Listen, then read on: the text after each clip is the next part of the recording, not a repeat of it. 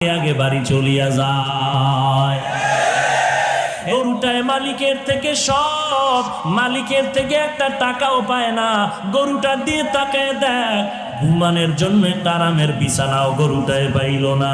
কই গোয়াল ঘরে শোয়ায় রাখলো, তাকায় দেখো গরুটা কত কষ্টে সেখানে রাত্র কাটায়। মশার কারণে ঘুমাইতে পারে না, ভালো বিছানার কোনো আয়োজন নাই। এরপরও গাভীটা সারাটা রাত সজাগ থাকে, বাচ্চারে দুধ দিতে পারে না। নিজের ভিটামিন যুক্ত সব দুধ তার মালিকেরে দিয়া দিল। কোনোদিন প্রতিবাদ করলো না, ও মালিক আমার বাচ্চারে দুধ না দিয়া সব দুধ তুমি নিয়ে গেলা, তোমার কাজ করব না। এই বলিয়া গরুটা কোনোদিন মালিকের সাথে বেয়াদবি করে নাই।